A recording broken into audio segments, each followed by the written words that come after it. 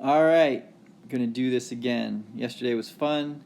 Uh, I love reading the comments. All of you people who have said anything and everything, I read all the comments, and I'm just always amazed at the level of thought and, yeah, the shared experience that this is.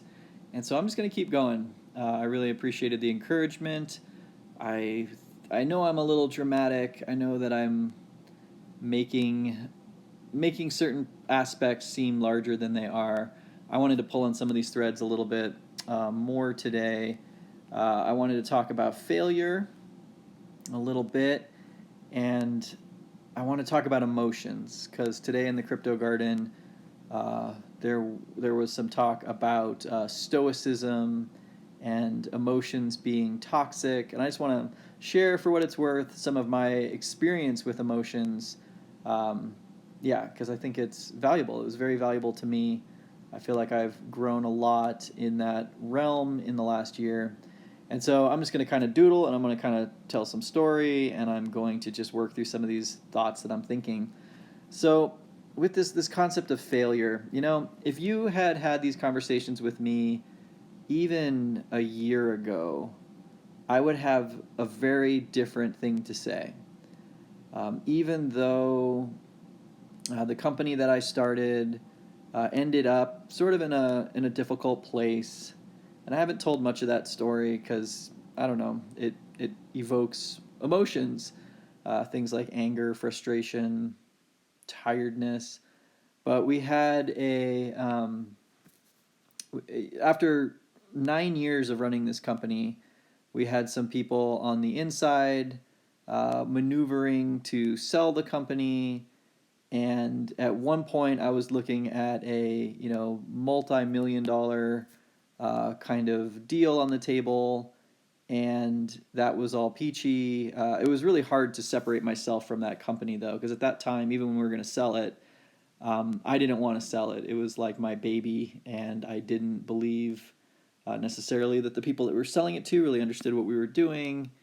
And anyway, so then, COVID happens. The sale falls through for various reasons. Uh, Kind of chaos. I don't want to say too much because this company's still out there functioning, so I'm not going to be, telling secrets. But yeah, really quickly, we were in the place from not selling the company, but instead laying off um, most of our employees. And so we had to fire people that had worked at the company for, in some cases, 5, 6, 7 years to get our budget within what we could afford. I myself and my co-founder, we went unpaid for a number of months, and it was just chaos, and it was stressful. And I had my family's house and livelihood signed on the dotted line for a line of credit, and I mean it's just this whole big thing. And so that was only resolved through the actions of some of our investors who had been around from the beginning. They kind of had us in a corner and they did what they could. And then through heroic work, we got the platform stabilized, we got everything in a good place, and then we were fired. So, yeah, that's just, it's raw, it's deep. And not only were we fired, it was just complete disrespect. 10 years working just constantly. I had some years where we would look at the time off reports, and all the senior people, all the executives had taken 3, 4, 5 days off. Um, so it was a huge sacrifice, and I don't. And again, this is why I don't talk about it. Just it brings up so much like crap that I've already worked through. But even at that time, if we were to talk about failure, I would have had so many things to say about how we things just unfold the way that they unfold, and the experiences gained and the effect that we have in the world, even when we don't realize it. Those are things that I deeply believe. I know that every day that we were doing what we did at that particular company, because it was such a social impact company working with nonprofits and helping raise money, hundreds of millions of dollars for thousands of projects. I know that no matter what the internal struggle was, the external effect was positive. It doesn't even have to be positive. It was just there. And at one point, again, I kind of consider myself an artist. And for a long time, I thought that my life's work was going to be to create images and ideas that, gave people new perspectives on life. And when I started community funded, the idea was that I don't need to be the big artist in the spotlight. I'm going to support other artists. And then by their actions, all of the little seedlings that grow, all of the impact that happens in the world is in a way my impact too. So my canvas became not just one sheet of paper, but this whole human happening and all of the stories that were being told. And so, yeah, I really believed that. And even though it felt like we got a long way from our original vision and got mired in all kinds of all the fun that startup life has in it, I would not have called it a failure. My feeling of failure came a little bit later when, in the midst of, processing, having left my company, and all the time that was spent there, my relationship, my marriage hit the skids. And I don't think it was anything. I don't know. I don't want to talk about this too much either because it's also very personal. There's another person involved. But, 13 years of marriage and 20 years of being together. We have been together since Kayla was 19 and I was 20. That's a huge span of time when we're coming up on 40. That's half of our lives that we've been doing the same things, the same ways. And so I think that on top of the recent loss of identity from the company was for me that feeling of, oh shit, I have been this same person. I've been really stubborn with my values. A lot of what you see here on YouTube is what I brought to my business as well. I am far more interested in the experience of people and working together. The whole concept behind Community Funded was to build these platforms that were in themselves like little Kickstarters, but could be plugged into communities. So we had the central hub, and then we had all of these communities all over the world, and institutions and organizations that then, were telling their stories, and we had this whole network of generosity.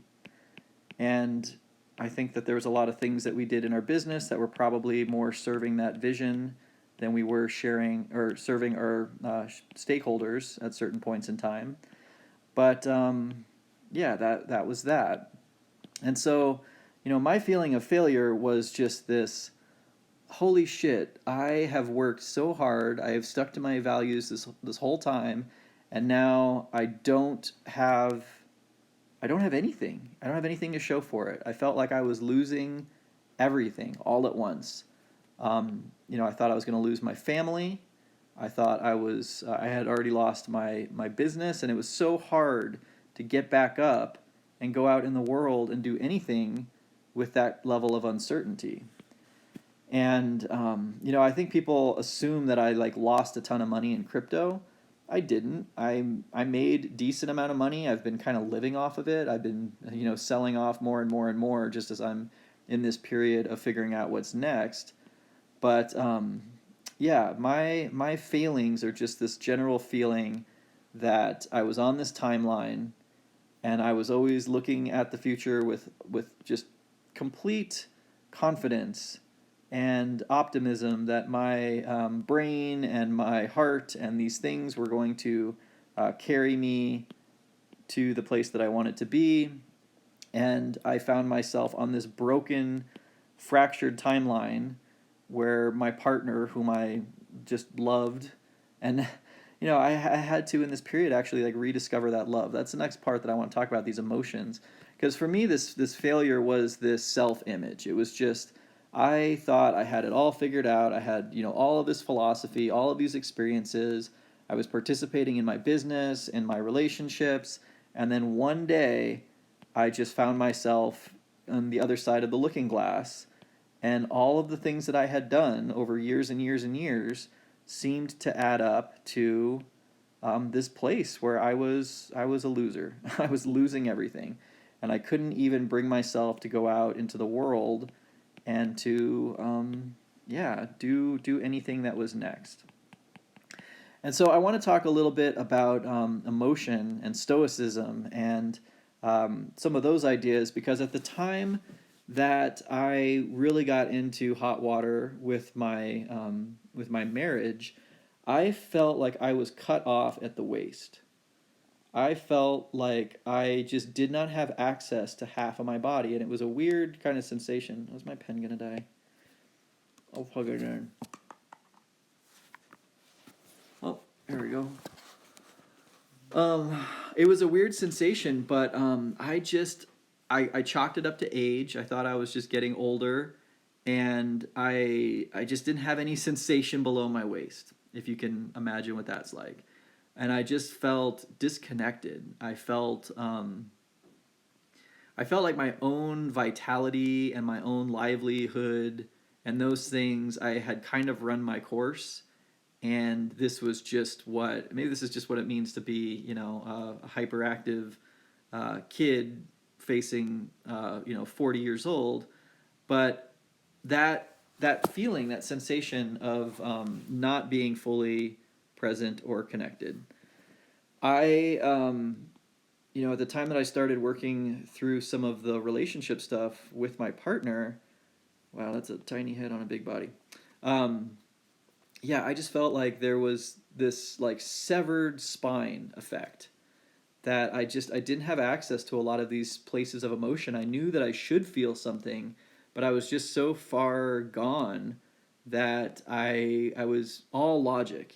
Everything that was happening was just, these ideas and concepts, and I could talk really logically, but I just didn't have access to the emotion, and I didn't have access to my whole body. It's like a robot, like a broken robot. And so I'm very grateful that at a certain point, through a friend of a friend, I was actually getting ready for a drug experience that I was thinking about doing with 5-MeO DMT, and my friend said, "Hey, you should go talk to this woman, Paula." And I had no idea who she was or what she did, but I went and I saw Paula, and she was a Reiki energy healer, which I'm fairly skeptical. So it took a little bit of conversation with her, and it was cool to learn that she was an engineer, and she had left a career at I think it was Hewlett Packard to start working with this energy stuff. And so at this point, I'm willing to try anything. I said, "Okay, let's do this." I got on her table, and let's see, 1, 2, 3, 4, 5, 6, 7. I think that's right. And I got on her table, and I told her what was going on, and oh man, I could do a whole video on this. I think I actually recorded sort of the aftermath of this first session with her, but she helped me sever these ties that I had that were at the level of my navel, which in kind of the concept of the chakras, our navel is our will to power. And actually, I'm missing one here. So there's like the Muladhara, the root base, that's the anus. Then there's the genitals, her favorite resort, and then there's the belly button. And so I was sort of cut off at that belly button. Even though, those lower chakras are really the more animalistic kind of places, I was just sort of stuck. Anyway, she helped me sort of understand that through the process of going through my business, in which I was like the ship's counselor, everyone was coming to me all the time for all of the crap. I was always in the middle of all of these interpersonal conflicts. I was always the peacemaker, resolving things. It's sort of like in the military, shit rolls uphill, something like that. You don't gripe down. So all the gripes kind of came to the top, and I just spent so long working through the psychic damage of other people that Paula just said, "Holy shit, you're like holding so much energy for other people." including Kayla, including my relationship. She said, you need to go out in space and time in this kind of meditative way and just give back all of that energy that you are holding for other people. All of that,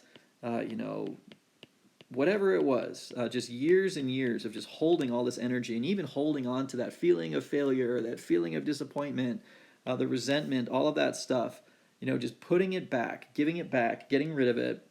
And then on the other hand, going out and just finding all of those places where I had left, a part of myself.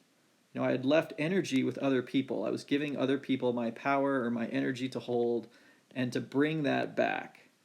And just sort of in this meditative way. And when you're doing Reiki, you're laying on a table, you're breathing. It's very much a meditation, and it got very visceral, very real. I could feel, just energy throughout my body, and this severing of the ties of all of these things that I was holding, and then bringing back my own power. I felt for the first time like I had put that puzzle piece back into my midsection, and my spine was linked again. And it was crazy. It really, all of a sudden, I had this whole, flow from top to bottom, and a lot of new things started to happen. And I remember in that conversation also, at a certain point, we made our way up to the heart center, and she asked me to go through my heart door into this space and to see who was there. And as soon as I went through that heart door, I immediately found my children. I just found, my kids, and they were there, and they were, full of love, and they were there.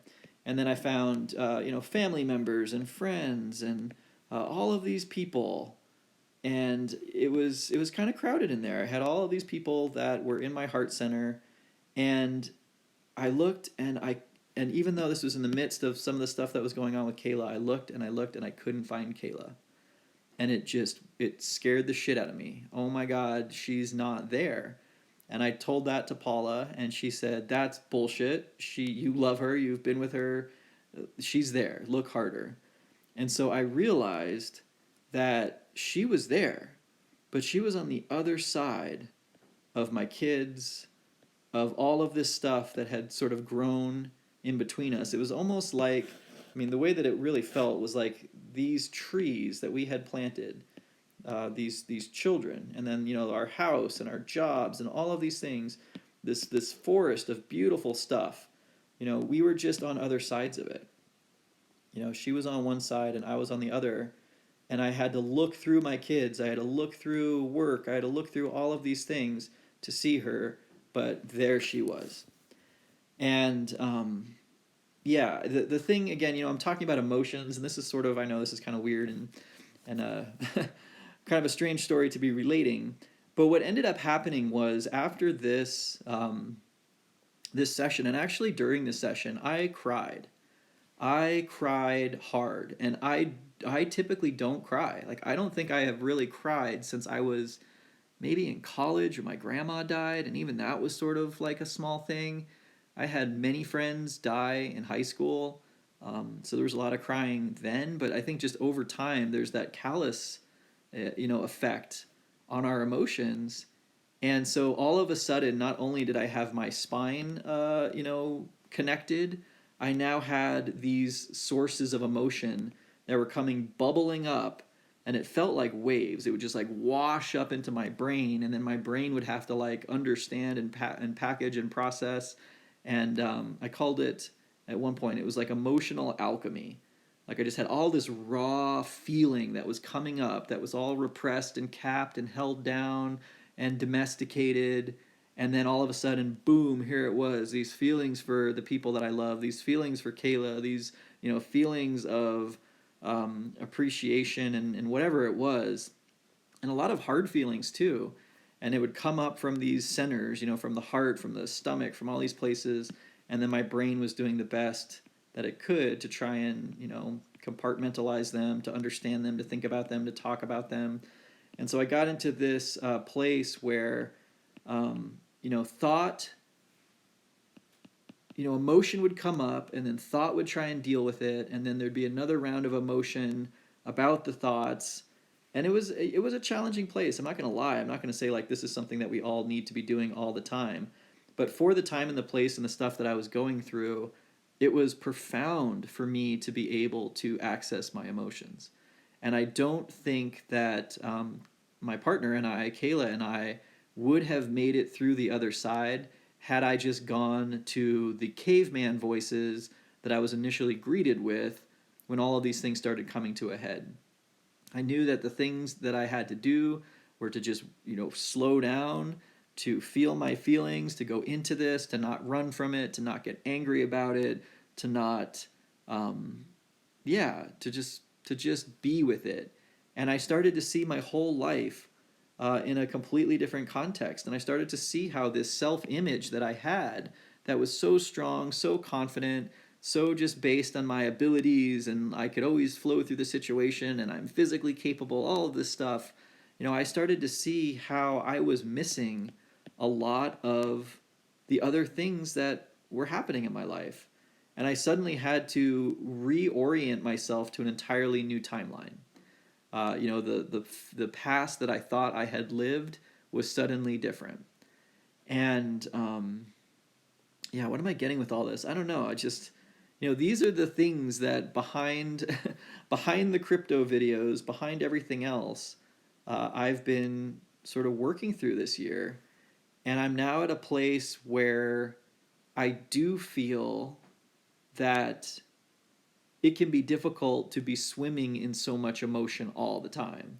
And I definitely had periods over the last 6 months to a year where I was highly destabilized by my emotions, where something that maybe Kayla said or did, or a thought that I would have could really debilitate me, could really stop me in my tracks. And it was, surfing these huge waves.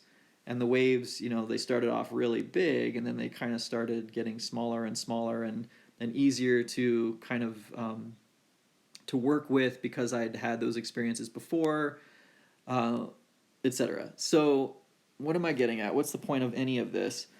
I guess for me, I am so flippin' grateful for this experience. I think that the timeline that I was on, that was so, blinders, my story, no feelings, and it's just about success and, doing the things in the world that make us show up, that reinforce that self-image. With COVID, that just threw the whole world off the rails, it felt like. What is the saying? The future you have today is not the future you had yesterday. That feeling coupled with this break of the timeline that I feel like my partner and I were on for 20 years. There was this death moment of our relationship. We actually broke our relationship down to brass tacks and put it back together as something new. And we came to appreciate that there is a life, death, life cycle, and that in order to grow, in order to change, to have a new season, there is a kind of killing of the past that happens. It's not to say that everything that happened was bad, and I think that gets bandied about a lot in this culture where, you can have a 20-year marriage and then get divorced, and everyone's like, oh, it failed. And even I felt that way at times when our relationship was kind of, tenuous, that shit, if we were to separate, then everything that we did was a waste. And what a silly, stupid way to think that is. It's that whole failure thing, right? It's not failure. That's experience. That's life. That's making us who we are. And now I feel like I'm coming on YouTube and people appreciate the vulnerability and they appreciate the storytelling and just the honesty. And I'm not here to get you, I'm just here sharing my story. And I don't know that I would have come to this place if it weren't for the grappling with that self-image and letting it go, letting my image of myself go, making myself just humble and small and patient and yeah, that phase was important for me because my ego was and still is a force to be reckoned with. And I think that in the course of history, men are the ones that typically have to go out and fight the wars and do the heavy lifting. And yeah, emotions can really be problematic in certain situations. I think it is a privilege, it is a luxury to be a modern male and to have permission to spend time with our emotions. It's not something that happens a lot.